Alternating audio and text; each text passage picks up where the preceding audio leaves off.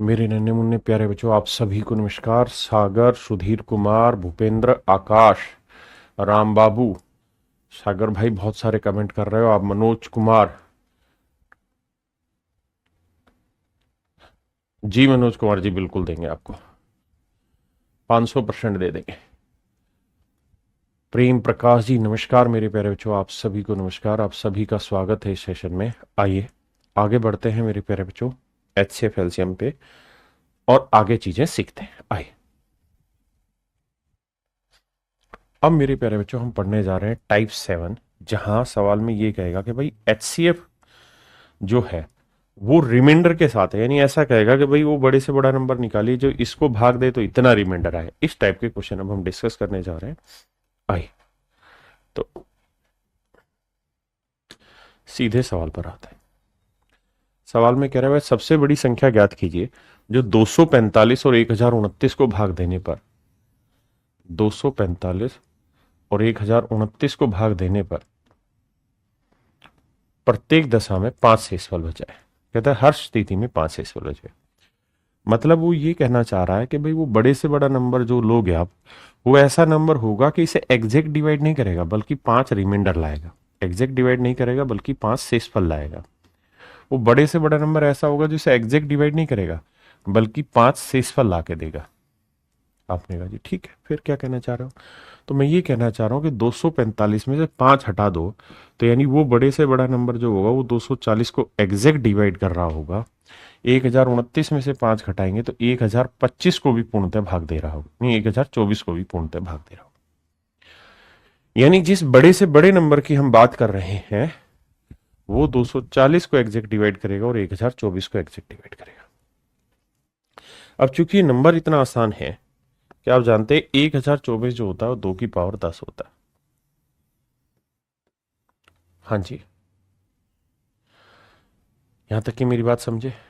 और मेरे प्यारे बच्चों ये 240 जो होता है इसे हम लिखते हैं 80 गुना 3।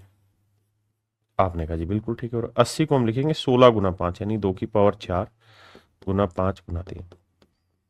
तो जब HCF ढूंढोगे तो कॉमन क्या आ रहा है इन दोनों में? 2 की पावर 4, यानी 2 की पावर 4 मतलब 16 वो संख्या है जिसे आप भाग दोगे तो दोनों ही केसेस में रिमाइंडर आपका 5 बच के आएगा। क्या आएगा मेरे बच्चे? रिमाइंडर 5 आएगा। आइए कह रहा जी वो सबसे बड़ी संख्या क्या है जिसे आप 156 से भाग दें, मतलब 156 को भाग दें तो रिमाइंडर 6 आएगा। 181 को भाग दें, again you will get reminder 6। 331 को डिवाइड करें तो रिमाइंडर 6। मतलब ये हुआ कि वो एग्जैक्टली तो 150 को डिवाइड कर रहा, यहां एग्जैक्टली मेरे भाई वो 175 को डिवाइड कर, और यहां एग्जैक्टली मेरे बच्चे 325 को डिवाइड कर रहा है। बिल्कुल ठीक है। यानी हमें जो नंबर ढूंढना है वो ऐसा ढूंढना है जो 150, 175 और 325 को भाग दे। तो मेरे बच्चे हमें वो नंबर यहां पे ढूंढना है, क्या होगा? हम एक चीज तो जान रहे हैं और वो ये कि आखिरी दो अंक 25 है, ये 75 है, ये 50 है। आखिरी दोनों अंक जो हैं वो 25 से भाग हो रहे हैं। इसका मतलब इसका HCF का एक फैक्टर 25 तो होगा ही होगा। इसमें 25 नहीं है, इसमें 25 नहीं है, इसमें 25 नहीं है, तो मेरे प्यारे बच्चों ऑप्शन सी आपका राइट आंसर। ऑप्शन सी आपका यहाँ पे राइट आंसर। आइए जी आगे। यहां पे क्या डिफरेंट रिमाइंडर बच रहा है और कुछ नहीं है, जैसे 285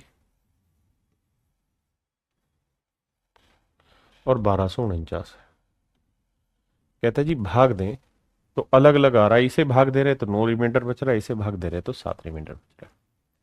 इसका मतलब जो नंबर है जिसकी हम बात कर रहे हैं, जिसकी हम चर्चा कर रहे हैं, वो ऐसा नंबर है कि 285 से भाग देते तो 9 शेषफल आता है। 285 से भाग देते तो 9 शेषफल आता है। इसका मतलब कितना एग्जैक्ट डिवाइड होगा? 15 में 9 गया 6, तो 276 पूर्णतः भाग हो जाएगा उस नंबर से। यहाँ 7 शेषफल आ रहा है तो 1242 एग्जैक्ट डिवाइड हो जाएगा उस नंबर से। हाँ जी, तो मेरे प्यारे बच्चों 276 पूर्णतः भाग हो जाएगा और 1242 पूर्णतः भाग हो जाएगा। तो हमसे सवाल में पूछ रहा वो बड़े से बड़ा नंबर बताइए क्या होगा। तो अब आप ये देखिए, क्या 135 भाग दे रहा है 276 को? नहीं, 135 का डबल 270 होता है, तो ये तो नहीं दे रहा। इसका डबल 272 होता है, इसका डबल 274 होता है, लेकिन अगर आप इसका डबल करोगे मेरे बच्चे तो होता है 276। यानी ऑप्शन डी जो है, यानी 138 जो है वो 276 को भाग दे रहा है। अब चार ऑप्शन थे, पहले तीन ऑप्शन 276 को भाग ही नहीं दे रहे, चौथा दे रहा है। इसे चेक करने की जरूरत नहीं, क्योंकि चार में से एक छांटना है बाबू, कहां परेशान हो रहा है। आइए, कह रहा है जी वो सबसे बड़ी संख्या ज्ञात कीजिए जो 626, 3127 और 15628 इसको भाग करें तो रिमाइंडर 1 2 3 बचे, 1 2 3 बचे। बिल्कुल ठीक है। अब क्या करें जी? तो इसका मतलब 625 एग्जैक्ट डिवाइड हो रहा है। बहुत सुंदर सर। इसका मतलब 3125 एग्जैक्ट डिवाइड हो रहा है। अति सुंदर सर। और इसका मतलब 15625 एग्जैक्ट डिवाइड हो रहा है। अति सुंदर। अब मेरे प्यारे बच्चों, यहां ध्यान देने वाली बात यह है कि 625 होता है 5 की पावर 4, 3125 होता है 5 की पावर 5। देखिए धीरे धीरे याद भी होते हैं डाटा इसी तरीके से, और ये होता है मेरे बच्चे 15625 5 की पावर 6। आप जानते हैं सबसे छोटी पावर क्या इनमें? 5 की पावर 4 यानी 625। तो मेरे प्यारे बच्चों, इनका जो एचसीएफ आएगा वो 625 आएगा।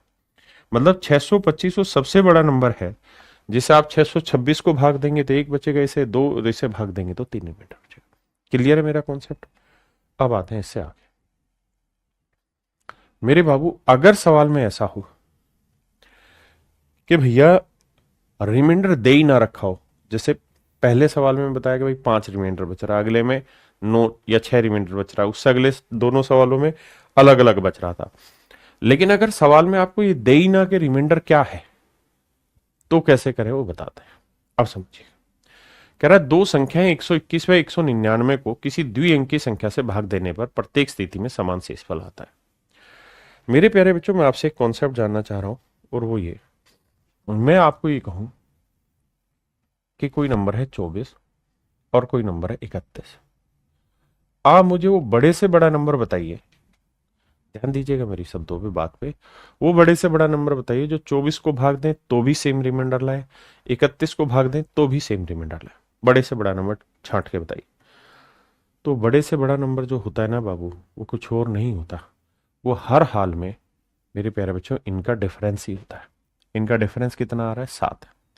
तो जो इनका डिफरेंस है वही वो सबसे बड़ा नंबर होता है जिसे आप इसे भाग देंगे। जैसे 7 आया डिफरेंस, 7 से भाग देंगे, 7 × 3 = 21 रिमाइंडर आया 3, 7 × 4 = 28 रिमाइंडर आया 3, शेषफल आया 3। हाँ जी, जैसे मैं और एग्जांपल लेता हूं, मैं कहूं 39 और 50। भाई वो बड़े से बड़ा नंबर बताइए जो 39 और 50 को भाग दे तो सेम रिमाइंडर ला के देगा। तो आपका एक ही जवाब होना चाहिए, सर दोनों का डिफरेंस ले लो। 39 और 50 का डिफरेंस क्या होगा? तो सर डिफरेंस होगा 11। अच्छा, 11 भी आंसर होगा, और अगर 11 का कोई फैक्टर है तो वो भी आंसर होंगे। जैसे 11 3 33 भाग दोगे 6 बचा, 11 चौक 44 भाग दोगे 6 बचा। हाँ जी, मेरे प्यारे बच्चों, में और एग्जांपल लेता हूं आपके सामने। मैं कहूं कि 40 और 50, वो बड़े से बड़ा नंबर बताइए जो दोनों को भाग दे तो सेम रिमाइंडर लाए। तो दोनों का डिफरेंस है, दोनों का डिफरेंस क्या आ रहा है सर? 10। 10 से भाग दोगे 10 चौक 40, शेषफल 0, 10 5 50, शेषफल 0। यानी मेरे बच्चे 10 से जब आप भाग दे रहे हैं, यानी जो इनका डिफरेंस उससे भाग दे रहे हैं, तो दोनों ही स्थितियों में शेषफल 0 आ रहा है। हाँ जी, ऐसा 10 पे भी आएगा, और 10 के किसी फैक्टर से भी भाग दोगे, जैसे 10 का फैक्टर होता है 5, 5 से भाग दोगे तो भी रिमाइंडर सेम आएगा। 10 का फैक्टर 2 भी होता है, 2 से भाग दोगे तब भी रिमाइंडर सेम आएगा। तो यही ये सवाल का कॉन्सेप्ट है। सवाल में कह रहा है 121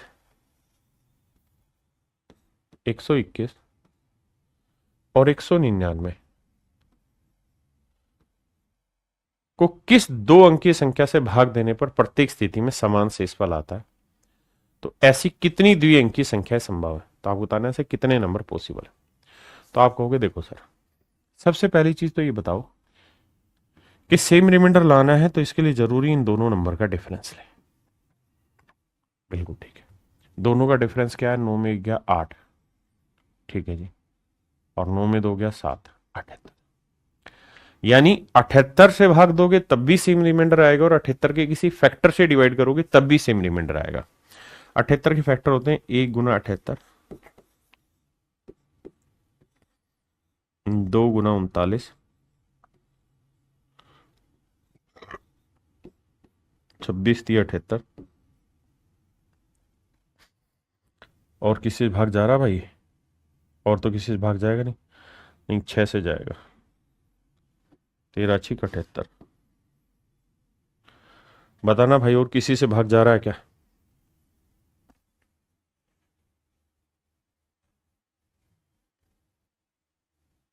आप कहेंगे जी नहीं जा रहा। अब सवाल में हमसे पूछा कि भाई बताओ इसके 2 अंक की कितने आंसर हो सकते हैं। तो आप मुझे कहेंगे कि देखो सर, एक तो 2 अंकों की संख्या ये हो गई, एक ये हो गई, एक ये हो गई, एक ये हो गई। तो सवाल में उसने हमसे पूछा कि भाई 2 अंकों की कितनी संख्याएं संभव है। तो 13 26 39 78, यानी 4 संख्याएं संभव है। तो 2 अंकों की कितनी संख्याएं पॉसिबल है? 4 संख्याएं पॉसिबल है, यानी 4 मेरे आंसर होंगे। कह रहा जी 11 284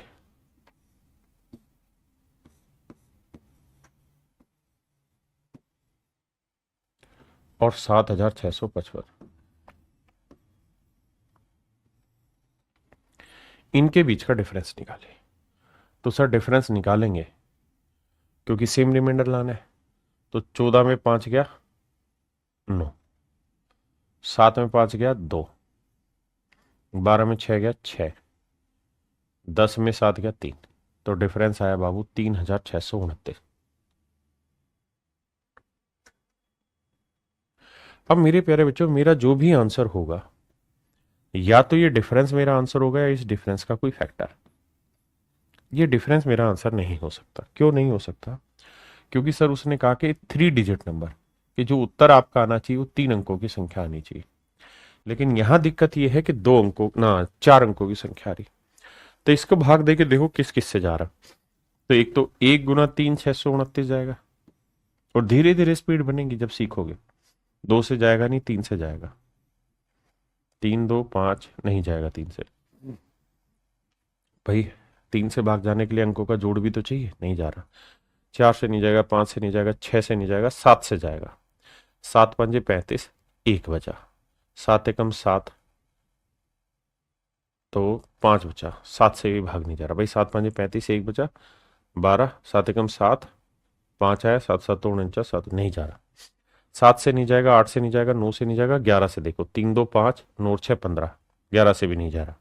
भाई 11 की डिविजिबिलिटी अल्टरनेट डिजिट है, नोट 6 15 3 2 5, 11 से नहीं जा रहा। 13 से देखो भाई, इवन से तो जाना ही नहीं ना। 13 से देखो, हाया। तो 13 से देखेंगे, 13 दूनी 26, 10 बचा। 102, 13 7 91, 13 8 13 7 91, 11 बचा, और 119 भाग नहीं जाता। अब 17 से, 13 के बाद 14 से नहीं जाएगा, 15 से नहीं जाएगा, 16 से नहीं जाएगा, 17 से भाग दो। 17 दूनी 34, बचा कितना मेरे बच्चे? 2। 17 एकम 17, 5 59, 17 से भाग नहीं जाएगा। अब 17 के बाद सीधा हो 19 पे। यानी इस तरीके से धीरे धीरे धीरे धीरे दिमाग दौड़ा के कम करना पड़ेगा। 19 पे आते हैं। 19 एक 19 दूनी 38, तो 2 कम है यानी 17, तो 172 आया। 19 में 171, 1 आया, और फिर 9 उतारा, 19 से भाग हो जाएगा। इसका ना 19 का मल्टीपल है, तो 19 एकम 19, ठीक है जी। 19 में 171, और 19 एकम, यानी मेरे प्यारे बच्चों इसके कुल मिला के 4 फैक्टर बनेंगे, ठीक है जी। अब समस्या यह है कि हमें चाहिए 3 अंकों की संख्या, क्योंकि उसने कहा था। तो 3 अंकों की संख्या मेरे प्यारे बच्चों हुई 191। तो ऑप्शन डी मेरे प्यारे बच्चों मेरा राइट आंसर है। हाँ जी, ऑप्शन डी मेरा राइट आंसर। आइए जी, देखिए यार, अभी तक क्या था कि 2 ही नंबर थे। तो 2 नंबर का जो डिफरेंस होता था वही मेरा आंसर होता था, या उसका कोई फैक्टर मेरा आंसर होता था। यहां मैंने नंबर दे दिए 3, फिर क्या करें? तो मेरे बच्चे यहां एक कॉन्सेप्ट सीखेगा, अगर दो से ज्यादा नंबर है, जैसे मान लीजिए कोई नंबर है n1, दूसरा कोई नंबर है n2, तीसरा कोई नंबर है n3, चौथा कोई नंबर है n4, बहुत सारे नंबर है। आपने कहा जी ओके रिपोर्ट आप, तो मेरे बच्चे और फिर कहे कि सेम रिमाइंडर आया, तो इनका डिफरेंस ले लो d1, इनका डिफरेंस ले लो d2, इनका डिफरेंस ले लो d3,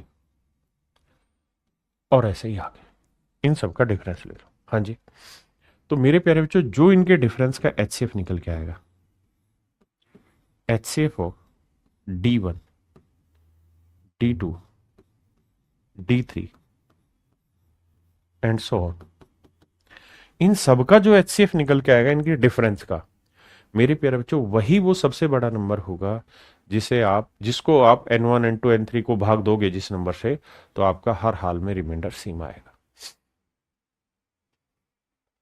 क्लियर है माही भाई? हाँ है ना? पीयूष थोड़ी आवाज बढ़ाना। माही गुप्ता कह रही कि सर आपकी आवाज बहुत स्लो आ रही है। तो अब मेरे बच्चे आइए, इस सवाल में हमें करना ये होगा कि पहले इन दो का डिफरेंस ले लो। इन दोनों का डिफरेंस क्या आएगा? 108 और 24 का डिफरेंस आया 16। फिर इन दोनों का डिफरेंस ले लो, 156 और 24 का डिफरेंस कितना आएगा? 32। अब मेरे प्यारे बच्चों हमें क्या करना होगा? हमें HCF लेना होगा किसका? दोनों डिफरेंस का, यानी 16 और 32 का। 16 और 32 का मेरे प्यारे बच्चों हमें HCF लेना। ये तो अंडरस्टूड सी बात है, 16 और 32 का HCF क्या आया? 16। इसका मतलब मेरे प्यारे बच्चों 16 वो सबसे बड़ी संख्या होगी। जब 16 से आप 108 को भाग दोगे, 124 को और 156 को भाग दोगे, तो हर हाल में आपका सेम ही रिमाइंडर ला के देगा। तो मेरे प्यारे बच्चों आपका आंसर होगा 16। आई जी अंकित सिसोदिया जी। अंकित सिसोदिया कह रहे सर प्रीवियस ईयर क्वेश्चन कराइए। मेरे प्यारे बच्चों मैं क्लास में कॉन्सेप्ट सिखाने के लिए तो अपनी तरफ से सवाल बनाता हूं, लेकिन उसके बाद फिर जितने भी सवाल लेता हूं सारे के सारे प्रीवियस ईयर के होते हैं। आप अगर डेट वाइज भी पूछेंगे ना, तो मैं डेट वाइज बता सकता हूं कौन सा एग्जाम में किस शिफ्ट में ये क्वेश्चन आया। सारे के सारे अंकित सिसोदिया जी क्वेश्चन जो है वो मेरे प्रीवियस ईयर एग्जाम के ही हैं। हाँ, समझाने के लिए मैं जरूर इस्तेमाल करता हूं अपने कॉन्सेप्ट से छोटे सवाल बाद में।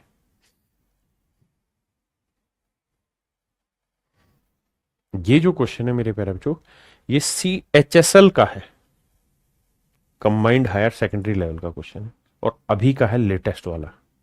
हर सिंगल क्वेश्चन आप अभी जाएं नेट पे सर्च मार ले, इस क्वेश्चन को गूगल पे स्कैन करके देख ले, आपको CHSL की डेट निकल के आ जाएगी। राम बाबू कुमार कह रहे हैं सर पढ़ते पढ़ते मन भारी हो जा रहा है, क्या करें? देखिए, ये जो जर्नी आप जी रहे हैं ये थोड़ी लंबी होती है, हर स्टूडेंट की लाइफ में ऐसा आता है, लेकिन विश्वास ये मानिए कि इसका एक ही तरीका है, और वो है पेशेंस। आप पेशेंस रखे रखिए। अगर मन बहुत ज्यादा भारी हो रहा है और मन नहीं मान रहा, तो फिर क्या करिए? कोई खेल खेलने चले जाइए, कोई मूवी देखने चले जाइए, या किसी यार दोस्त के साथ गप्पे मारने चले जाइए। उससे क्या होगा कि उस समय का जो पेन है वो निकल जाता है। हमारे शास्त्रों में भी कहा है कि लंबी यात्राएं मनुष्य के लिए बहुत जरूरी है। क्यों जरूरी है? क्योंकि लंबी यात्रा जब आप करने जाते हैं तो आप अपनी पीछे की चीजें पीछे ही छोड़ के जा रहे हैं, और हमेशा नई चीज देखते हैं तो दिमाग में नई चीजें आती रहती हैं फिर उससे। तो उससे क्या होता है कि आपके मन का जो भारीपन है वो हल्का हो जाता है। अब आ जाइए सवाल में, कह रहे हैं भाई 4749,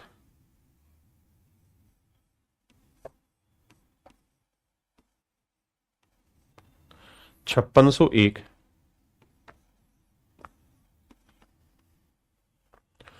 और 7092।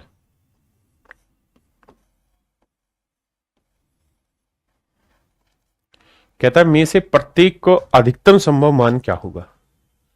सवाल में हमसे पूछ रहा है प्रत्येक का अधिकतम संभव मान क्या होगा।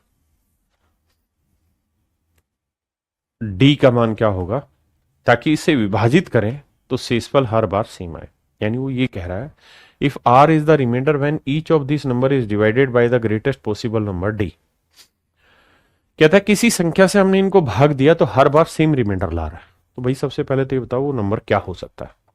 तो तरीका बताया, इनका डिफरेंस ले लो मेरे बच्चे। यहां डिफरेंस लेंगे तो देखो 49 है भाई, एक में से 9 गया, 11 में 9 गया 2, या 9 बचा, 9 में 4 गया 5, फिर यहां बचा 5, 5 में 15 में 7 गया 8।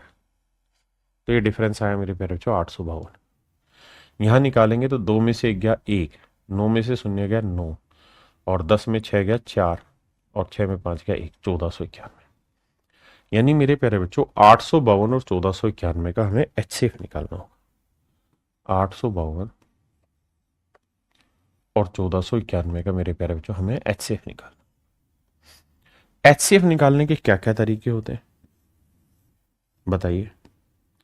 तो आप कहेंगे जी फैक्टराइजेशन मेथड है, लॉन्ग डिवीजन मेथड है, और डिफरेंस मेथड है। हम कौन सा इस्तेमाल करेंगे वो हम पे डिपेंड करता है। तो मेरे बच्चे मुझे लगता है यहां हमें डिफरेंस मेथड में भी कोई बुराई नहीं है, निकालने तो देखिए 11 में 2 गया 9, बिल्कुल ठीक है। 11 में 2 गया 9, 8 में 5 गया 3, और यहां 14 में 60 गया 6, 639 मेरा आंसर। अब 639 इनका डिफरेंस आया, मुझे चाहिए एचसीएफ इन दोनों नंबर का। तो 639 तो इसको भाग नहीं देगा, क्योंकि इसका डबल करेंगे तो भी भाग नहीं जा रहा। तो इसका फैक्टर करो, किससे भाग जाएगा सर? 9 से भाग जा रहा है। 9 साते 63 और 9 एकम 9, 71 से भाग जाने लग रहा है। हाँ जी, 3 से भी भाग देना चाहोगे तो 3 दूनी 6, 3 एकम 3, 3 तिया 9, तो 213 से भी भाग जा रहा है। लेकिन 213 का 4 गुना करेंगे तो सेट हो रहा है, 13 चौकू 52 और 4 दूनी 8, 213 से भाग हो रहा है। 3 2 5 और 1 6, समझ गए ना मेरी बात। अब 213 इसको भाग दे रहा है तो 13 7 91, बिल्कुल। तो इनका जो एचसीएफ निकल के आया मेरे पेरेंट जो आया 213। इनका जो एचसीएफ निकल के आया मेरे पेरेंट जो कितना है 213।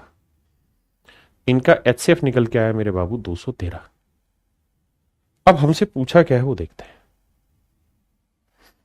सवाल में कह रहा है if R is the reminder when each of this number is divided by greatest possible number D. तो मेरे बच्चे डी की वैल्यू आ गई 213, बिल्कुल ठीक है। अब 213 तो मेरा आंसर है ही है, डी की वैल्यू आ गई 213। अब सवाल में कह रहा है जी आर भी निकालो, तो यानी 213 को इससे भाग भी देना होगा। 4749 को 213 से भाग भी दो, तो 213 से भाग दोगे तो 2 पे जाएगा, तो भैया 3 2 426 आया। घटाओगे 14 में 6 गया 8, 6 में 2 गया 4, 48 और 9 आया। फिर भाग दोगे 2 पे तो 426 आया। तो शेषफल आया 9 में 6 गया 3, और 8 में 2 गया 6, 63 शेषफल यहाँ आया।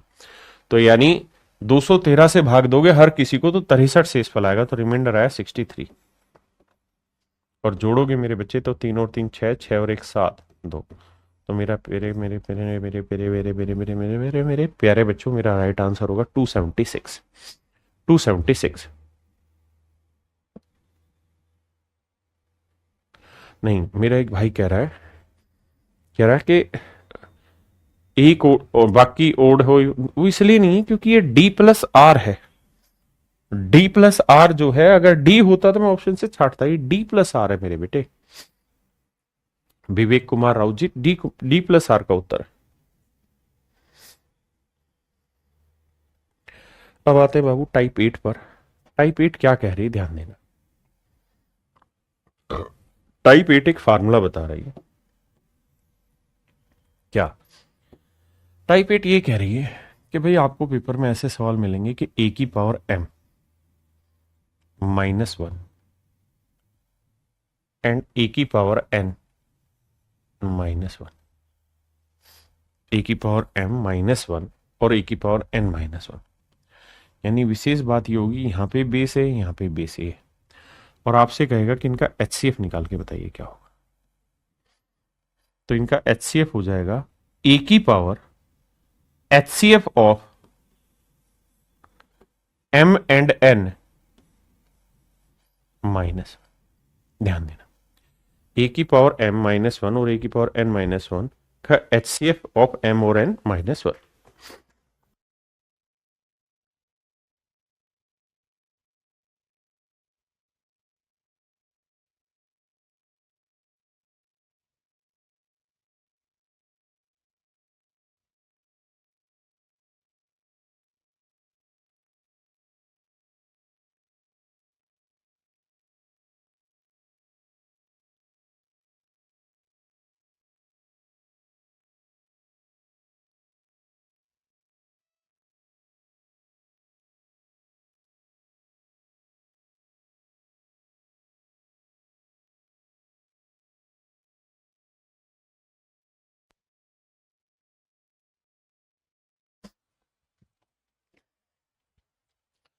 ऐसे ही मेरे बच्चों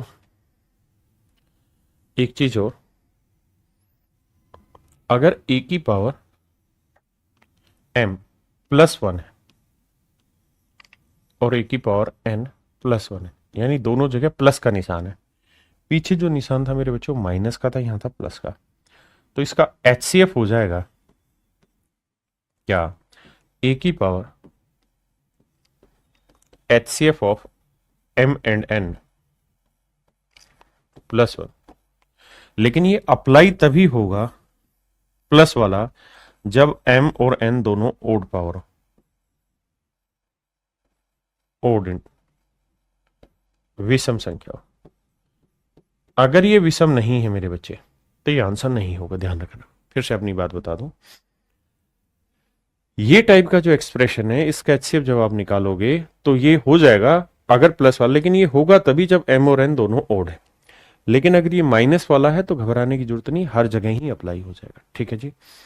अब दिक्कत ये है कि ये टाइप आपको बहुत बाद में समझ में आएगी जब आप नंबर सिस्टम पढ़ेंगे। ठीक है जी, आइए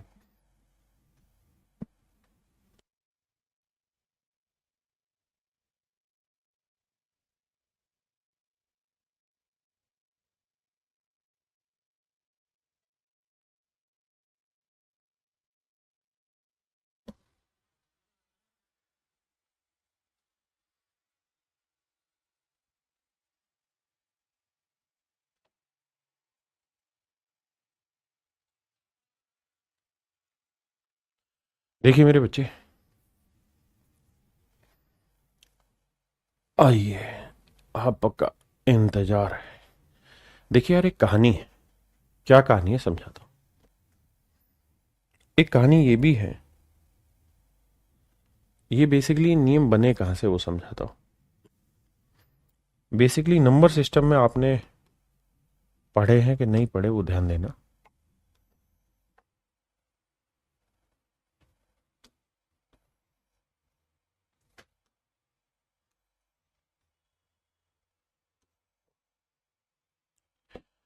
चार नियम बने हुए और इन चारों नियमों पे सवाल पूछा जाता है, तो मैं उसको एक्सप्लेन कर। मेरे प्यारे बच्चों, ए की पावर m माइनस बी की पावर m अगर है और m इवन पावर है, तो ऐसा एक्सप्रेशन हमेशा ही a माइनस बी से डिवाइड होगा और ऐसा एक्सप्रेशन a प्लस बी से भी डिवाइड होगा। ये अलजेब्रा में आप पढ़ेंगे एक वक्त पे, डिविजिबिलिटी में। ऐसा इसलिए हो जाता है कि समझिए ए स्क्वेयर माइनस बी स्क्वेयर लिखा हुआ है, दोनों पे इवन पावर है, तो इसके दो फैक्टर बनते हैं, एक फैक्टर a माइनस बी और एक फैक्टर a प्लस बी। यानी देसी भाषा में कहें तो ऐसा नंबर a माइनस बी से भाग होगा और a प्लस बी से भाग होगा। ठीक है जी। दूसरा, अगर मेरे बच्चे सवाल ये हो कि a की पावर m माइनस बी की पावर n, बी की पावर m दोनों में सेम पावर हो, लेकिन m जो है वो ओड पावर, माइनस में है लेकिन ओड पावर, विषम घातांक को, तो मेरे बच्चे ऐसा नंबर हमेशा सिर्फ a माइनस बी से ही भाग।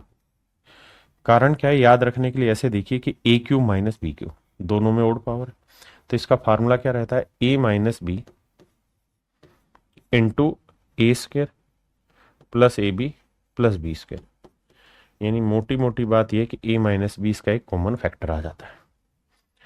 ऐसे ही मेरे बच्चे एक तीसरा होता है a की पावर m प्लस बी की पावर m, और यहां m ओड घातांक है, m जो है वो ओड नंबर है, विषम संख्या है। तो मेरे बच्चे ये a प्लस बी से भाग होगा हमेशा। याद रखने के लिए आप ये देखिए कि a cube plus B cube अगर मैं लिखूं, दोनों जगह ओड पावर है, प्लस का साइन है, तो इसका फार्मूला होता है क्या? इसका फार्मूला होता है जी a प्लस बी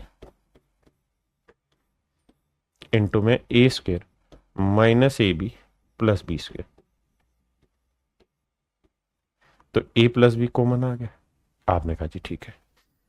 और ऐसे ही मेरे बच्चे अगर a की पावर m प्लस b की पावर m, और अगर यहां m एक इवन पावर है, मतलब m एक इवन नंबर है, सम संख्या है, तो इसका कोई स्टैंडर्ड रिजल्ट नहीं बनेगा, ये किसी से भाग होने का सर्टेन नियम नहीं होगा। क्यों? क्योंकि a की पावर 2 प्लस b की पावर 2 का, माफ करना भाई, ऐसा कोई फैक्टर नहीं है जिसमें वो अलग से निकल के आए। हाँ जी, तो अब अपने सवाल पर आते हैं। यहां देखेंगे a की पावर m प्लस b की पावर n क्या है? Odd power. तो ये हमेशा ही a प्लस बी से भाग होगा, यानी ये 13 प्लस 17 से भाग होगा, 13 17 हुआ 30, यानी ये संख्या मेरे प्यारे बच्चों 30 से भाग होगी। ठीक है, अब यहां जी a की पावर m प्लस b की पावर m दोनों में ओड पावर है, तो ये नंबर भी a प्लस बी से भाग होगा, और प्लस का साइन है, तो 13 जमा 11, और ये 13 जमा 11 था, माफ करना 17 नहीं 11, माफी चाहता हूं भाई, ये आया 24 से भाग होगा। यहां पे ये नंबर भी 24 से भाग होगा, यानी आपने एक मोटी बात समझी कि ये नंबर भी 24 से डिवाइड होगा, ये नंबर भी 24 से डिवाइड होगा। तो उसने यही पूछा कि भाई इनका एचसीएफ क्या होगा, तो इनका एचसीएफ होगा ए ऑप्शन, यानी 24 मेरा राइट आंसर। क्लियर है मेरे भाई राम बाबू कुमार जी? ये पूरा कॉन्सेप्ट है, ठीक है जी। इसी कॉन्सेप्ट के आधार पे वहां फार्मूले लिखवाए मैंने, ये वाले दोनों। आइए अब देखिए यार, ए की पावर m माइनस वन, यहां ए की पावर n माइनस वन, दो एक्सप्रेशन है, ए की पावर m माइनस वन और यहां ए की पावर n माइनस वन। तो मैंने कहा था कि अगर माइनस पावर है तो ये m इवन हो या ओड हो कोई फर्क नहीं होगा, तो आंसर यही होगा ए की power HCF of m in n minus one, ये मेरा आंसर। लेकिन हमें सबसे पहले 315 और 25 का एचसीएफ निकालना, तो 315 और 25 का एचसीएफ। तो मेरे बच्चे समझ गए, समझ में आ रही बात कि सर 25 के फैक्टर होते हैं 25, 5 और 1, तो ये 5 से दोनों भाग हो रहे हैं, क्योंकि ये 25 से जाएगा नहीं 5 से, तो इसका एचसीएफ आया 5।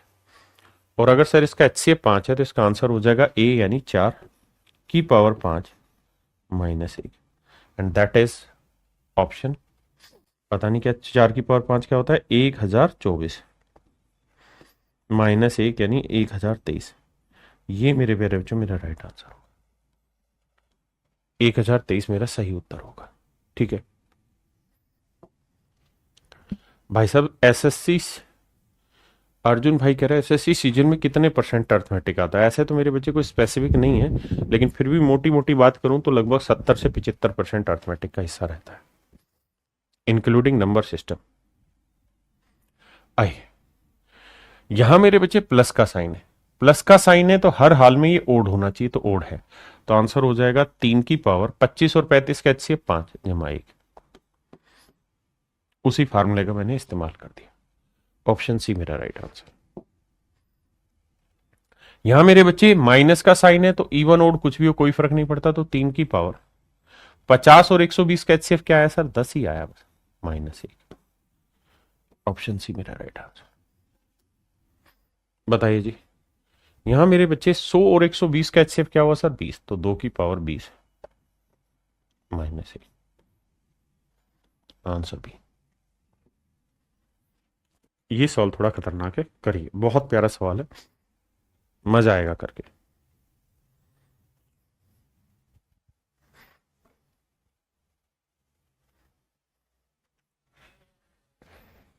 छील के काट लो भाई। देखिए मेरे बच्चे,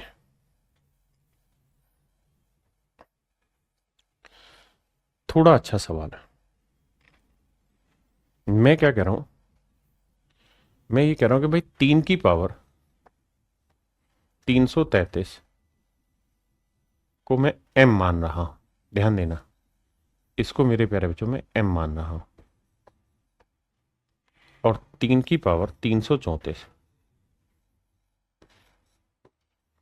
इसको मेरे प्यारे बच्चों में n मान रहा हूं, इसको मेरे बाबू में n मान रहा हूं। तो ध्यान दोगे तो यहां जो सवाल है ये है a की पावर m+1, और यहां जो है वो a की पावर n+1। तो आपका आंसर क्या होगा? आपका आंसर यही होगा कि सर इनका आपको एचसीएफ निकालना, तो m और n का एचसीएफ निकालो। किसका एचसीएफ निकालो? m और n का। मैंने a क्या माना? मैंने a इस 3 को माना हुआ है। जो ये 3 है, जो सबसे बेस है, इसको मैंने 3 लिखा हुआ। 3 की पावर 333 इसे m माना, 3 की पावर 334 इसे मैंने n माना। क्लियर है मेरे बेटे बात? तो अब मुझे इन्हीं चीजों के बारे में जानना है कि सर 3 की पावर 333 और 3 की पावर 334, क्या आप मुझे इनका एचसीएफ बता सकते हैं? तो आप कहेंगे सर हाँ बता सकते हैं। एचसीएफ में बेसिकली हमेशा छोटी पावर लेते हैं। तो 3 की पावर ये और 3 की पावर ये, इसमें छोटा क्या है? 3 की पावर 333। हाँ जी, क्या है? 3 की पावर 333। समझ रहे हैं ना? तो 3 की पावर 333 छोटी वैल्यू है। 3 की पावर 333 मेरे प्यारे बच्चों छोटी वैल्यू है। तो यही इन दोनों का एचसीएफ होगा। तो इसका आंसर जो होगा वो ए यानी 3 की पावर 3 की पावर 333 +1, ये मेरे प्यारे बच्चों मेरा राइट आंसर होगा। बहुत सारे बच्चों को समझ में आया होगा, बहुतों को नहीं आया होगा due to lack of number system knowledge. तो धीरे धीरे पल्ले पड़ जाएगा। अभी जितनी समझ में आ सके कोशिश करिए। अब अभी तक जितने भी आपने सवाल देखे उनमें सब में यहाँ क्या था? एक था। यहां एक है नहीं, तो एक बनाओ। कैसे? सर 9 को लिख सकते हैं 3 की पावर 2, तो 3 की पावर 2 यहां पे भी, 3 की पावर 2 यहां पे भी, तो ये आएगा 3 की पावर 2 कॉमन ले लेंगे तो ये बचेगा 3 की पावर 27 -1। ऐसे इसे भी 3 की पावर 2 लिखोगे और कॉमन ले लोगे तो ये आएगा 3 की पावर 2 कॉमन लेने के बाद 3 की पावर 36 -1। मेरे प्यारे बच्चों इसका एचसीएफ निकालते हैं। तो एचसीएफ में क्या होगा? 3 की पावर 2 है, यहाँ 3 की पावर 2 है, तो सबसे पहले 3 की पावर 2 कॉमन ले ली, जो कॉमन नंबर आ रहा है। अब इन दोनों का एचसीएफ निकालो उसी फंडे से, ए की पावर m-1 ए की पावर n-1। तो करना क्या है? 36 और 27 का एचसीएफ निकालना। 36 और 27 का जो एचसीएफ होगा वो कितना होगा? 9। 9 3 27, 9 चौक 36, कितना होगा मेरे बच्चे? 9। तो इसका मतलब इसका आंसर आएगा 3 की पावर 9 -1। अब मेरे बच्चे 3 की पावर 2 को इससे गुना करेंगे तो पावर ऐड हो जाएंगी। बेस सेम है तो पावर ऐड हो जाती है, तो 9 और 2 11 हो जाएगा, -3 की पावर 2। इसको और सुंदर से रिफ्लेक्ट करूं तो 3 की पावर 11, 3 की पावर 2 को हम क्या लिख सकते हैं? 9। तो मेरे प्यारे बच्चों मेरा आंसर होगा 3 - 9। ऑप्शन डी आपका करेक्ट आंसर होगा। बताइए जी, अगर प्लस माइनस हो तो क्या करें? कुंडी न खड़काओ राजा, सीधा अंदर आओ राजा।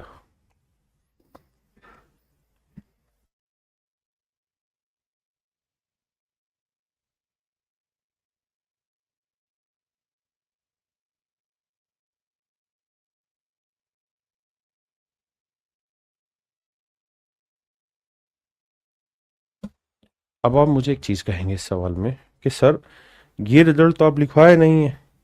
भाई आपने प्लस प्लस के लिखवाए, माइनस माइनस के लिखवाए, लेकिन ये वाला रिजल्ट तो नहीं लिखवाया। तो मेरे प्यारे बच्चों ऐसे सवाल भी आ सकते हैं जहां कोई स्टैंडर्ड रिजल्ट ही ना फॉलो हो रहा हो। तो वहां एक ही चीज फॉलो होगी, आपकी समझ, उसको विकसित करना। कैसे? कि सर यहां हमें एक ही काम करना चाहिए, वो ये कि भाई ये बताओ कि 3 की पावर 2002। सर आप और हम मिलकर ये बात तो सीख ही चुके हैं कि किसी भी ओड नंबर की पावर आप कछुए कर लीजिए, यानी ओड नंबर की आप जो मर्जी पावर रख लीजिए, जो आपका आंसर आएगा इट इज ऑलवेज ओड। ये हर हाल में विषम ही आएगा। बिल्कुल ठीक है। तो 3 की पावर 2002 मेरे प्यारे बच्चों क्या हुआ? ओड नंबर हुआ। और यहां 1, ये ओड नंबर है, ये भी ओड, और ओड में ओड जोड़ते हैं तो रिजल्ट क्या आया? इवन। तो ये मेरे प्यारे बच्चों परिणाम आया इवन। आपने कहा ठीक है। ऐसे ही मेरे बाबू यहां ये 3 की पावर 2002, ये क्या है मेरे बच्चे? ओड। और ये 1 क्या है? ओड। तो ओड में ओड जोड़ो या ओड में ओड घटाओ, रिजल्ट क्या आएगा? इवन। तो इसका मतलब ये हुआ बाबू कि इसे सोल्व करेंगे तो भी इवन परिणाम आएगा, और इसे सोल्व करेंगे तो भी इवन परिणाम आएगा। और अगर दोनों इवन है तो इनका एचसीएफ हर हाल में एक इवन नंबर ही होगा, ये हमें समझना होगा। आप कहे ठीक है सर, तो इवन है ये, क्या ये इवन है? क्या ये इवन है? नहीं। तो मेरे बच्चे ऑप्शन डी ही आपका केवल करेक्ट आंसर होगा। क्या आप सहमत है या नहीं है? देखिए, अगर बात वैसे नहीं बन रही, स्टैंडर्ड फॉर्मेट पे क्वेश्चन नहीं आ रहा, तो क्या करें? जान दे दें? नहीं, फिर वहां लॉजिक लगाइए और लॉजिक के आधार पर सवाल करिए।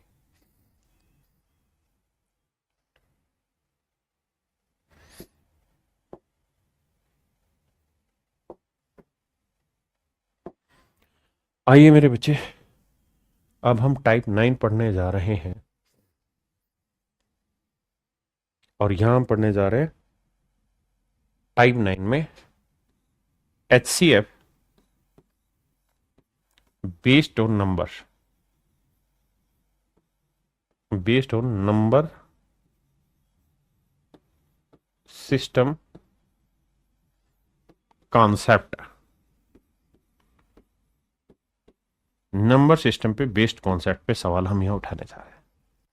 यहां हमारा मूलतः उद्देश्य यही होगा कि हम ये जाने कि भैया नंबर सिस्टम पे बेस्ड जो हमारा कॉन्सेप्ट है उसमें नंबर्स क्या क्या होते हैं, प्राइम नंबर क्या होता है, को प्राइम क्या होता है, उन सारी कहानियों को अब हम यहां जानेंगे। आइए मेरे बच्चे, ये मेरे प्यारे बच्चों कुछ प्राइम नंबर की लिस्ट है। 1 से 50 तक 15 प्राइम नंबर होते हैं, 51 से 100 तक 10 प्राइम नंबर होते हैं, 101 से 200 तक 21 प्राइम नंबर होते हैं। रट लो इन्हें, 1 से 100 तक के तो रट लो। अब पहला सवाल है, कह रहा है प्रथम 100 प्राकृतिक संख्याओं का एचसीएफ क्या होगा? तो भाई पहला नेचुरल नंबर 1 है, फिर 2 है, फिर 3 है, फिर 4 है, फिर 5 है, और फिर आखिर में आएगा 100। कह रहे हैं इन सब का एचसीएफ क्या होगा? तो बताओ इनमें सब में कुछ कॉमन आ रहा है? नहीं आ रहा सर। क्या एक जो है वो 2 से 10 से 100 से भाग जाएगा? नहीं जाएगा सर। इसका मतलब सर इनका एचसीएफ 1 आएगा। यानी नंबर सिस्टम पे बेस्ड कॉन्सेप्ट पे क्वेश्चन।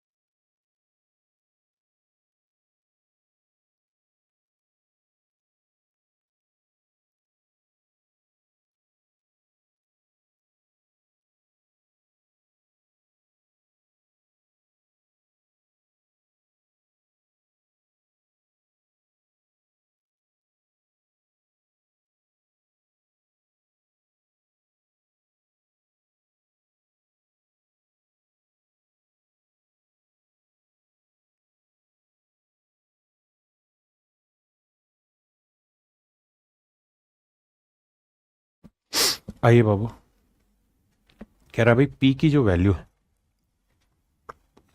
वो है A into M into are,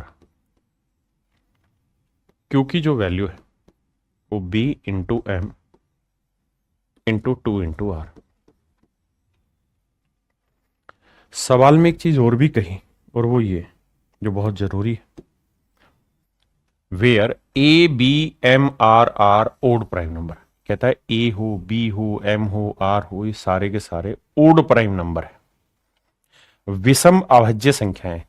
A B M और आर सारे के सारे क्या है मेरे बच्चे? Odd prime number. तो हमें समझ में आना चाहिए कि दो ही इकलौता प्राइम नंबर ऐसा है जो इवन है, इसके अलावा बाकी सारे क्या है मेरे बाबू? ओड प्राइम नंबर है। तो एक बात बताओ, हमें इनका एचसीएफ निकालना है। एचसीएफ देखेंगे तो एम दोनों में कॉमन आ रहा है, आर दोनों में कॉमन आ रहा है, बिल्कुल ठीक है। अगर ये प्राइम नंबर है, ये प्राइम नंबर है और ये भी प्राइम नंबर है, तो इनमें कुछ कॉमन आएगा? नहीं आएगा सर। तो इसका मतलब इसका एचसीएफ क्या रह जाएगा मेरे बच्चे? केवल एमआर। Option C.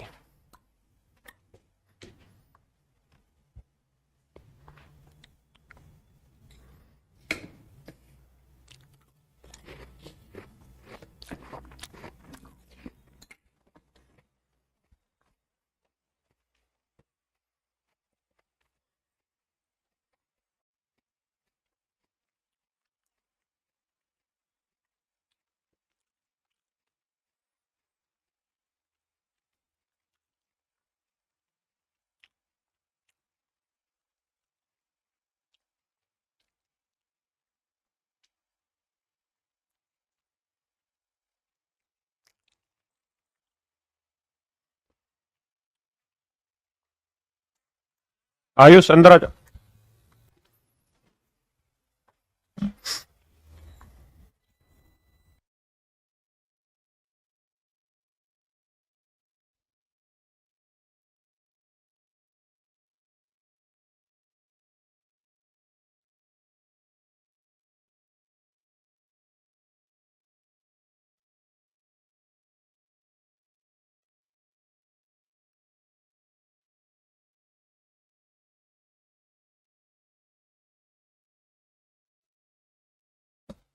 देखिए मेरे प्यारे बच्चों, ध्यान से मेरी बात सुनिए।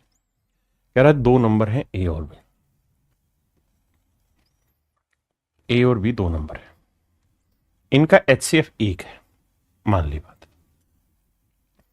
तो कह रहा है इनके जोड़ और इनके डिफरेंस का एचसीएफ क्या होगा? तो मेरे प्यारे बच्चों, ये तय है कि इनके जोड़ और इनके डिफरेंस का एचसीएफ भी वही होता है जो इन संख्याओं का एचसीएफ होता है, यानी एक। यानी एक तो इसका आंसर होगा ही होगा, इसे तो कोई टहला ही नहीं सकता, इसे तो कोई मना कर ही नहीं सकता। आंसर एक होगा। लेकिन मेरे प्यारे बच्चों, जब किन्हीं दो संख्याओं का एचसीएफ एक आ जाता है तो वहां यह तय हो जाती है चीज कि दोनों को प्राइम नंबर है।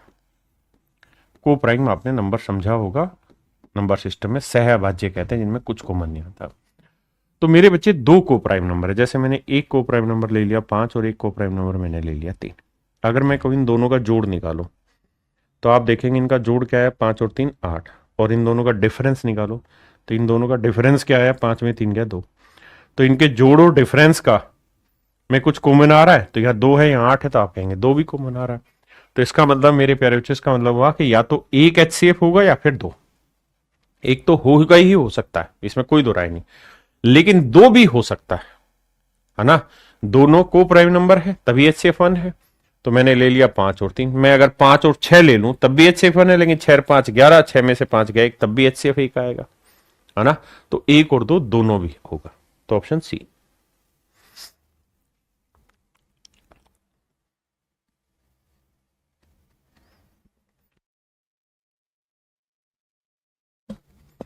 मेरे बच्चे देखिए ध्यान से, कह रहा है कि दो नंबर है ए और बी, इनका एचसीएफ 1 है, मतलब ये कि इन दोनों में कुछ भी कॉमन नहीं आ रहा, को प्राइम नंबर। ऐसे ही कह रहा है कि भाई ए और सी, इन दोनों का एचसीएफ भी 1 है, मतलब ये दोनों भी को प्राइम नंबर है। तो मेरे बाबू, अगर ए और बी में कुछ कॉमन नहीं है, ए और सी में कुछ कॉमन नहीं है, तो इसका मतलब ये हुआ कि ए, यहां तक कि मेरी बात समझी कि नहीं समझी?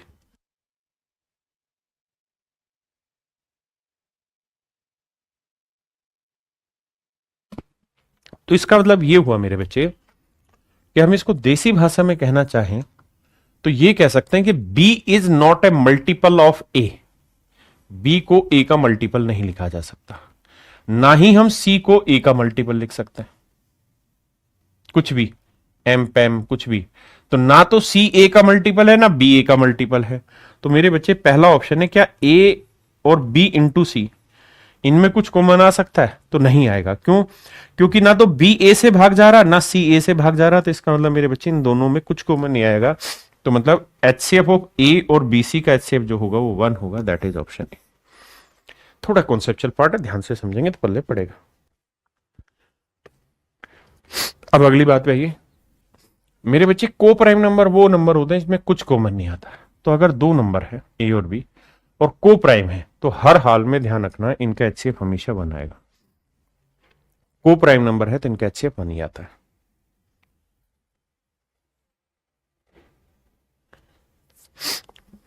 देखिए कितना प्यारा सवाल पूछा है। बेवकूफ बनाने की हदें होती हैं। कहता था प्रोडक्ट ऑफ टू को प्राइम नंबर, दो सहअभाज्य संख्या है जिनका प्रोडक्ट दे रखा है, तो एचसीएफ बताओ इन दो नंबरों का। दो परस्पर सहअभाज्य संख्याओं का गुणनफल दे रखा है, उनका एचसीएफ बताना है उनका। तो मेरे बच्चे इसमें कुछ सोचना है क्या? नहीं सर, ये तो तय है कि दो को प्राइम नंबर का एचसीएफ हमेशा ही वन रहता है।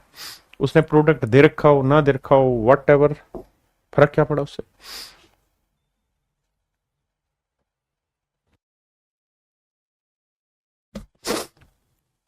कह रहा है मेरे बच्चे सभी अभाज्य संख्याओं का एचसीएफ ज्ञात करिए।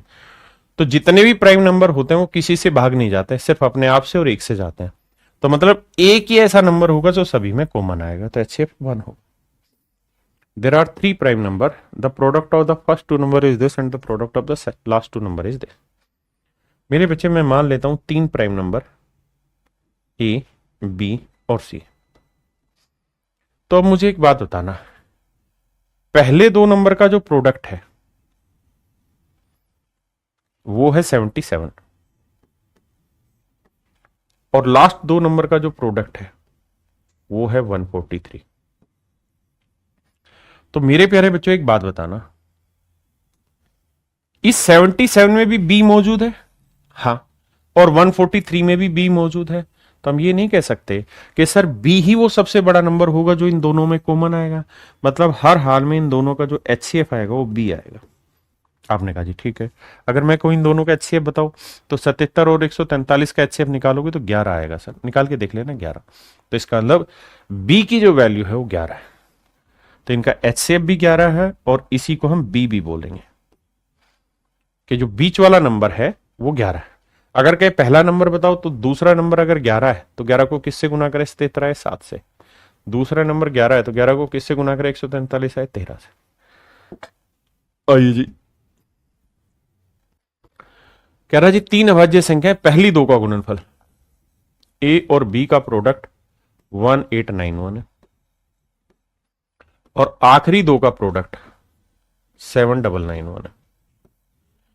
तो मेरे बाबू आप इस पॉइंट को समझिए कि बी यहां पे भी मौजूद है और बी यहां पे भी मौजूद है। बी दोनों ही जगह पे शामिल है। अगर मेरे बच्चे बी दोनों ही जगह पे शामिल है तो इस बात का अर्थ ये हुआ कि दोनों का एचसीएफ जो होगा वो बी होगा, दोनों का एचसीएफ बी होगा। आपने कहा जी हाँ। अब एचसीएफ निकालो, 1891 और 7991, तो 1891 और 7991 कैसे निकालें? सर फैक्टर करें, डिफरेंस मेथड ही लॉन्ग डिवीजन। मुझे लगता है डिफरेंस लेना आसान है क्योंकि 91 से मुझे कुछ फील हो रहा था। एक में एक गया 0, 9 में 9 गया 0, 9 में 8 गया 1 और 7 में गया 6, यानी इनका डिफरेंस आया 6100। तो मेरे प्यारे बच्चों या तो डिफरेंस 6100 आया था या तो 6100 इसका फैक्टर होगा ना, माफ करना गलत कर रहा हूं, या तो 6100 इसका एचसीएफ होगा या इसका कोई फैक्टर होगा। अब 6100 के फैक्टर में 61 गुना 100, और आप जानते हैं 61 प्राइम नंबर है। आपने कहा हाँ, और ये भी हमने डिसाइड किया 2 सेकंड पहले कि इसका एचसीएफ बी होगा, और बी क्या है? Prime number. क्यों? क्योंकि उसने सवाल ने खुद ही कहा कि भाई तीनों के तीनों प्राइम नंबर है, तीन अभाज्य संख्या है। तो जो एचसीएफ होगा प्राइम नंबर 100 में ना 61 इंटू 100 करेंगे तो 100 के जो भी टुकड़े करेंगे वो इस नंबर को कभी भाग नहीं देंगे, ओड नंबर को। अरे हाँ है ना, 2 भाग देगा, ना 5 भाग देगा, ना 50 भाग देगा, ना 25 भाग देगा, ना 4 भाग देगा। तो इसका मतलब इसका एचसीएफ आया 61। तो बी की वैल्यू 61 है। अब कह रहे जी सबसे बड़ा नंबर बताओ, तो बी की वैल्यू मेरे बच्चे 61 है गुना सी, यानी सबसे बड़ा number C, third number, product है 7991। देखिए जी काटेंगे तो 61 से काटेंगे, 61 एकम 61, बचा कितना जी?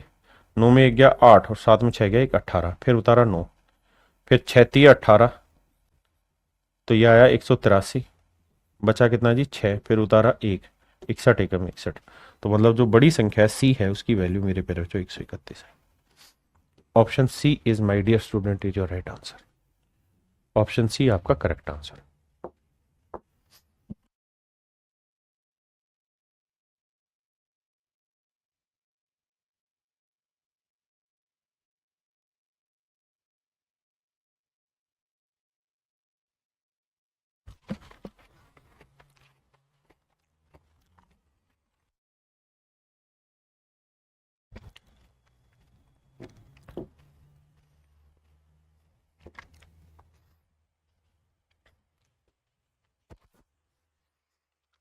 बस बस सर्व कर रहा हूं।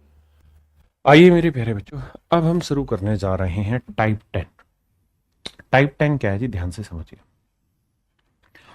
टाइप 10 है एचसीएफ की ही,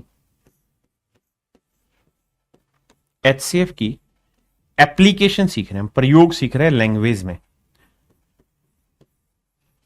यानी बड़ी बड़ी भाषाएं होंगी, वहां एचसीएफ का यूज कैसे होता है और कैसे पहचाने कि एचसीएफ निकालना है या नहीं, उस पर बात करें।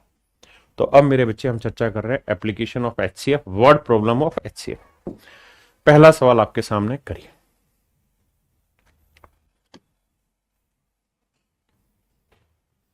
सवाल में कह रहा है जी क्या, a milkman has 75 litre milk in 1 के। कहता है एक बर्तन में 75 लीटर दूध है, मतलब 75 लीटर दूध का एक बर्तन है। दूसरा जो बर्तन है वो 45 लीटर दूध का है। अब कह रहा है the maximum capacity of container which can measure milk of either container as exact number. तो कह रहा है जी उस बड़े से बड़े बर्तन की मात्रा ज्ञात करिए जो इन दोनों को बराबर बराबर माप सके। जैसे मान लो गिलास है, तो ऐसा बड़े से बड़ा गिलास निकालो जो इसको भी जैसे 6 बार भरा तो 6 बार एग्जैक्ट भर जाए, और इसे भी जितनी बार भरे उतनी बार एग्जैक्ट भर जाए। मतलब वो बड़े से बड़ा मात्रा निकालनी जिससे दोनों को मापा जा सके और एग्जैक्ट में मापा जा सके। तो मेरे प्यारे बच्चों, जब भी वो बड़े से बड़ी बात होगी तो हमेशा इनका एचसीएफ होगा। तो इनका एचसीएफ जो निकल के आएगा वो आएगा 15। यानी 15 लीटर का अगर आप बर्तन ले लेंगे तो 15 लीटर से इसे भी 3 बार में माप देंगे और 15 पंजे 75 इसे 5 बार में माप देंगे। यानी एग्जैक्ट मापा जा सकेगा 15 लीटर के बर्तन से। तो ऑप्शन सी मेरे प्यारे बच्चों करेक्ट आंसर है। हाँ जी,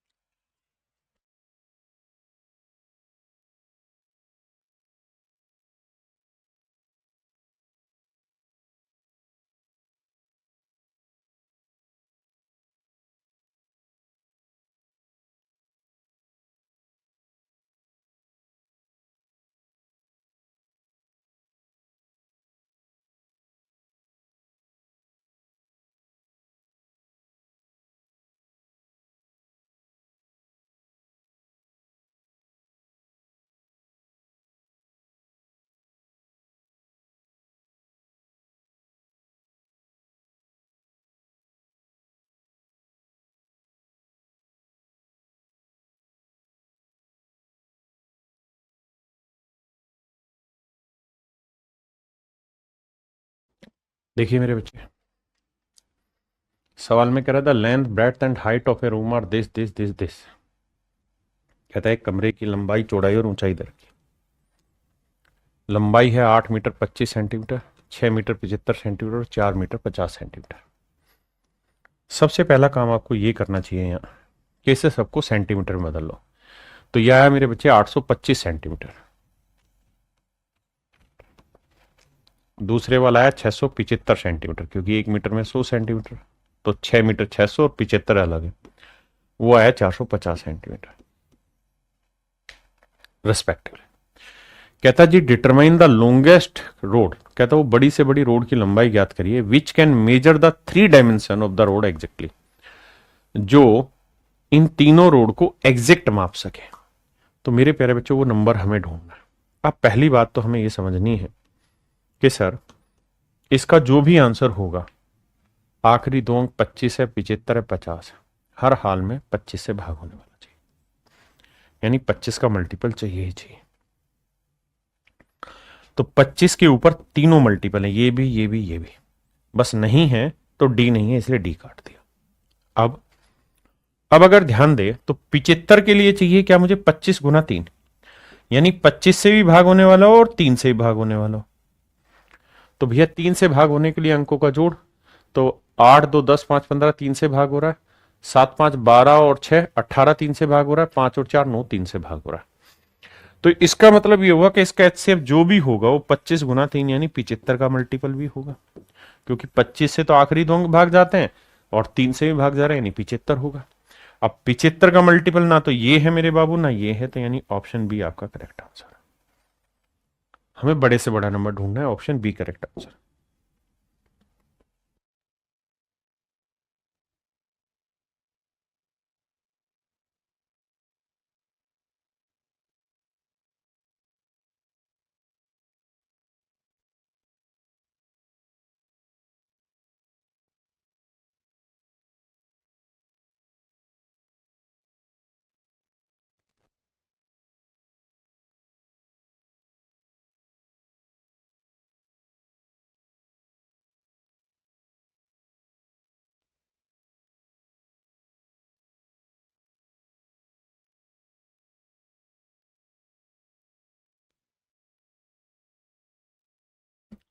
देखिए बाबू, कहता है 2 pieces of length 1.5 meter and 1.2 meter are to be cut into equal pieces without living any extra length. एक 1.5 मीटर की मतलब 150 सेंटीमीटर की है, 1 मीटर में 100, तो दूसरी 120 सेंटीमीटर की। कहता है इसको बराबर बराबर टुकड़ों की लंबाई में काटा गया और सारे के सारे टुकड़े सेम साइज के हैं, तो बताओगे भाई हर टुकड़े की लेंथ कितनी होगी। तो मेरे बच्चे हर टुकड़े की लेंथ निकालनी है और सवाल में दो चीजें कही, दोनों पे ध्यान देना। पहली उसने कहा ग्रेटेस्ट लेंथ होनी चाहिए, दूसरा उसने कहा सेम साइज के होने चाहिए, यानी सारे टुकड़े सेम साइज के होने चाहिए और बड़े से बड़े आकार के, दोनों पाइपों में समान आकार के। हिंदी में बोले तो भैया सारे टुकड़े सेम साइज के होने चाहिए, समान आकार के, काटे जाने वाले इन टुकड़ों की, और अधिकतम लंबाई होनी चाहिए टुकड़ों की। टुकड़ों की लंबाई क्या होनी चाहिए मेरे बच्चे, अधिकतम। दोनों बिंदु सोच के चलना। तो भैया हमें बड़े से बड़ा नंबर निकालना है जो इन दोनों को भाग दे दे, तो इनका एचसीएफ होगा, तो एचसीएफ आया 30। 30 को सेंटीमीटर मीटर बनाएंगे बटे 100 यानी 0.3। ऑप्शन सी मेरा करेक्ट आंसर।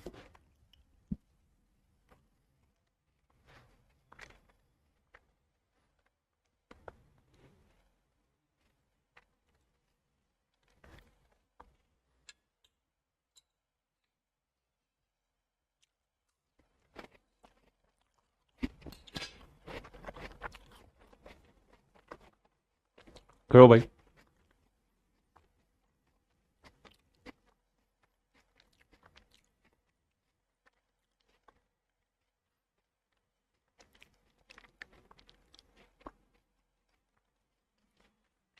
देखिए मेरे बच्चे, सवाल में कह रहा है छात्रों की अधिकतम संख्या ज्ञात करिए। मुख्य मुख्य बिंदु, पहले सवाल समझाता हूं। कहता जी हमारे पास 1001 पेन है, 1001 पेन है, बहुत सुंदर, और 910 पेंसिल है, 910 पेंसिल। कहता जी हमें बच्चों को बांटना है, लेकिन बच्चों को ऐसे बांटना है कि हर बच्चे को बराबर पेन मिले और हर बच्चे को बराबर ही पेंसिलें मिले। तो कह रहा था मैक्सिमम नंबर ऑफ स्टूडेंट बताइए कितने होंगे जिनमें जब हम इन्हें बांटें तो हर बच्चे को सेम नंबर ऑफ पेन मिले और सेम नंबर ऑफ पेंसिल मिले। यानी एक लड़के को अगर 10 पेन मिले हैं तो हर लड़के को 10 पेन मिले, और उसी लड़के को जिसको 10 पेन मिला अगर उसको 8 पेंसिलें मिली है तो हर लड़के को 8 पेंसिलें मिली। तो मतलब वो छात्रों की अधिकतम संख्या ज्ञात करनी है, तो मतलब हमें वो बड़े से बड़ा नंबर निकालना है जो इन दोनों को एग्जैक्ट डिवाइड कर दे, तो भैया वो इनका एचसीएफ होगा। अब 1001 के बारे में मैंने कईयों बार बताया कि इसके 3 फैक्टर होते हैं, 7 गुना 11 गुना 13। इसको रट लीजिए। हाँ जी, 910 के 7 गुना 13 गुना 10 होता तो 2 गुना 5। तो आपने एक चीज नोटिस की होगी, 13 और 7 कॉमन आ रहा है, तो यानी 13 और 7 कॉमन आ रहा है, तो मेरे बच्चे 91 आपका एचसीएफ हुआ, नथिंग।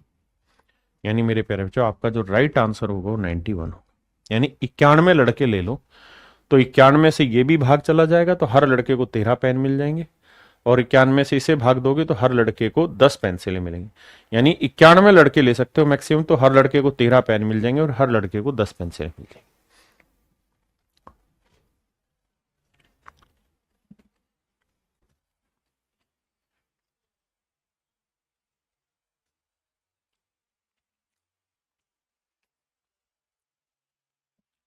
देखिए मेरे बाबू, सवाल को समझिए, बहुत ही खूबसूरत सवाल है भाई।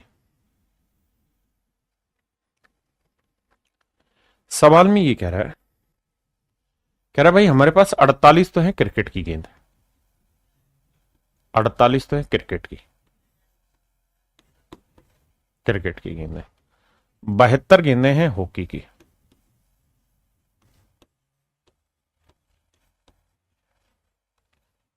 और 84 गेंदें मेरे प्यारे बच्चों टेनिस की।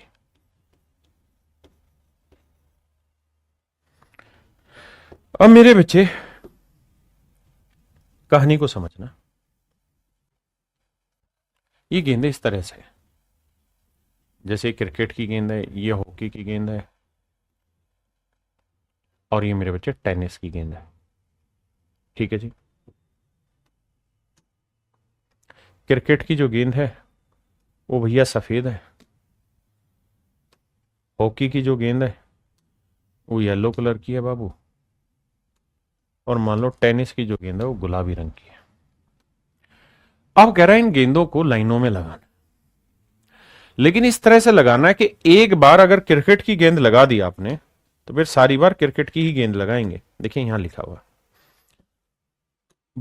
यहां से असली कॉन्सेप्ट शुरू होने जा रहा है, तो धीरे धीरे समझिए, कोई जल्दबाजी नहीं है समझने की। सवाल में हमको कह रहा है बाबू, कहता है and they have to be arranged in several rows in such a way that every row contain the same number of balls. कहता है हर लाइन में गेंदों की संख्या सेम होनी चाहिए और वो एक ही टाइप की होनी चाहिए, और उन्हें कई पंक्तियों में इस तरह व्यवस्थित करना है कि प्रत्येक पंक्ति में एक प्रकार की समान संख्या में गेंदें, यानी एक ही टाइप की गेंदें हो और सेम नंबर ऑफ बॉल्स हो, तो ही हमें ऐसे व्यवस्थित करना है।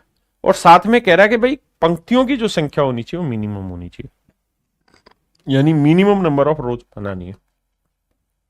तो वो कहने का मतलब यहां ये है मेरे भाई कि अगर आपने एक लाइन में क्रिकेट की लगा रहे हो तो सारी क्रिकेट की ही लगेंगी, ऐसा नहीं है कि हॉकी लगेंगी, फिर उसमें सारी क्रिकेट लगेंगे।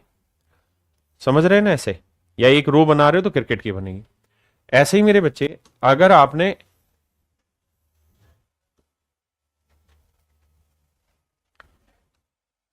अगर मान लीजिए आपने हॉकी की बनाई है तो ऐसे ही फिर हॉकी की रो ही बनानी है। ठीक है जी, मेरी बात समझ गए ना। और हर रो में गेंदों की संख्या भी सेम होनी चाहिए। ऐसे ही आप टेनिस पकड़ रहे हो बाबू, तो टेनिस की भी सारी गेंदें सेम ही रहनी चाहिए, मतलब एक लाइन में टेनिस ही होंगी, ये नहीं कि उसमें हॉकी भी घुसा दिया और हमने क्रिकेट भी घुसा दिया। इस तरीके से अरेंज करना है।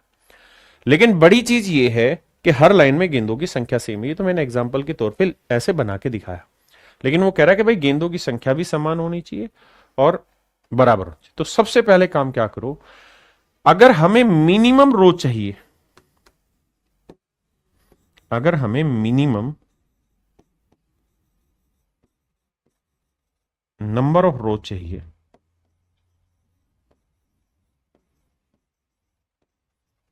लाइनों की मिनिमम संख्या चाहिए, तो मेरे बेटे एक बेसिक समझ है कि हर लाइन में